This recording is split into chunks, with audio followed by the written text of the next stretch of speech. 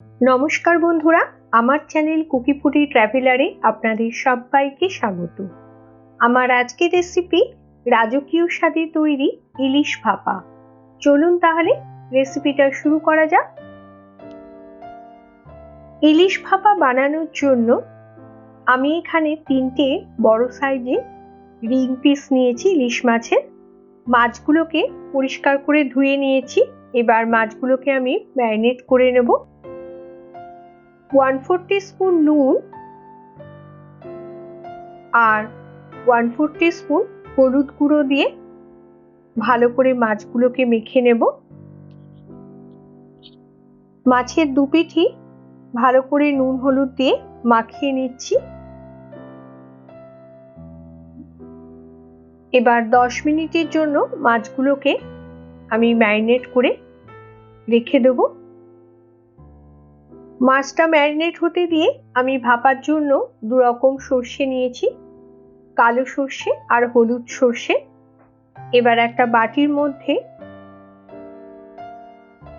1 teaspoon কালো সর্ষে আর 1.5 teaspoon হলুদ সর্ষে নিয়ে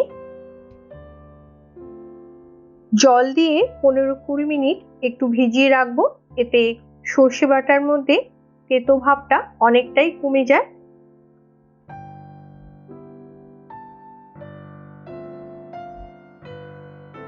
দশ মিনিট হয়ে গেছে। এবার মিক্সিং জারের মধ্যে জল ঝরানো 2 রকম সর্ষে,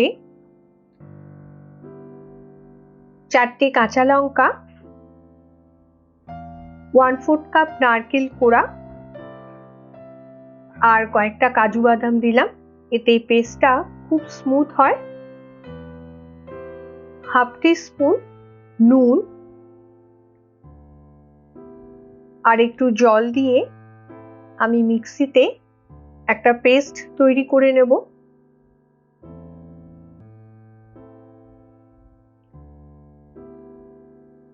সর্ষে বাটাটা আমার তৈরি হয়ে গেছে, খুব সুন্দর স্মুথ হয়েছে পেস্টটা। এবার আমি একটা টিফিন বক্সের মধ্যে এই সর্ষে বাটাটা ঢেলে নেব। এই টিফিন বক্সের মধ্যেই কিন্তু আমি ইলিশ ভাপাটা বানাবো। সবটা সর্ষে বাটা আমি ঢেলে নিলাম।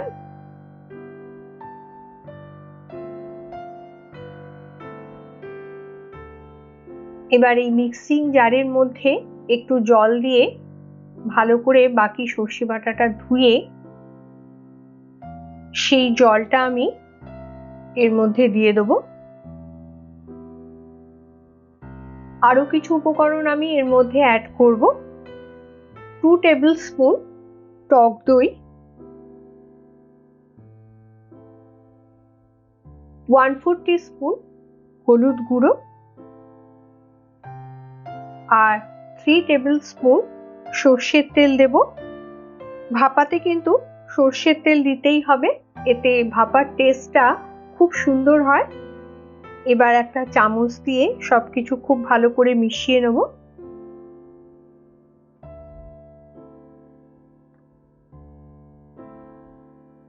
ভালো করে সবকিছু মিশিয়ে নেবার পর এর মধ্যে এবার নুন হলুদ মাখানো মাছগুলোকে একে একে দিয়ে দেব। এভাবে একটা মাছ দিয়ে ভালো করে সর্ষে বাটার মধ্যে মাখিয়ে নিচ্ছি।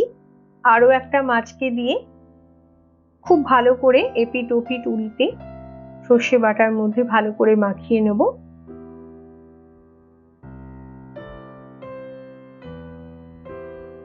এভাবে 3টে মাছকেই আমি সর্ষে বাটার মধ্যে খুব ভালো করে মাখিয়ে নিলাম।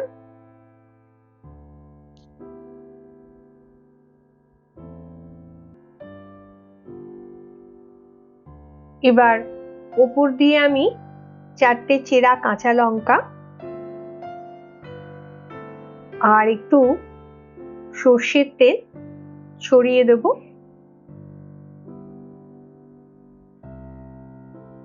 এবার ঢাকা দিয়ে 30 মিনিটের জন্য একটু রেস্টে রেখে দেব।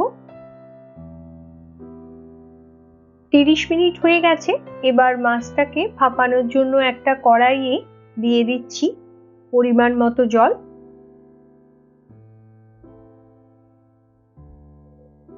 একটা স্ট্যান্ড বসিয়ে দিলাম, স্ট্যান্ডটা একটু জলে ডুবে থাকবে। জলটা গরম হয়ে গেছে, এবার টিফিন বক্সটা বসিয়ে দেব। মিডিয়াম টু লো টেম্পারেচারে ঢাকা দিয়ে 20 মিনিটের জন্য মাছটাকে হতে দেব। কড়াইয়ের হোলটা একটা লবঙ্গ দিয়ে বন্ধ করে দিলাম। 20 মিনিট হয়ে গেছে, ঢাকাটা খুলে নিলাম।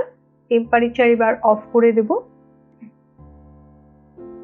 টিফিন বক্সটা অনেকটাই ঠান্ডা হয়ে গেছে, এবার টিফিন বক্সের ঢাকাটা খুলে নিলাম। আমাদের ইলিশ ভাপা একদম রেডি। খুব সুন্দর একটা কালার এসেছে। এবার একটা প্লেটের মধ্যে সার্ভ করে দেব গরম গরম ইলিশ ভাপা। গরম ভাত আর তার সাথে এরকম ইলিশ ভাপা, এর কোনো তুলনাই নেই। আপনারা বাড়িতে এই রেসিপিটা একবার অবশ্যই ট্রাই করবেন। ভালো লাগলে লাইক, শেয়ার আর কমেন্ট করবেন। আর আমার চ্যানেলটিকে অবশ্যই সাবস্ক্রাইব করে আমার পাশে থাকবেন। ধন্যবাদ।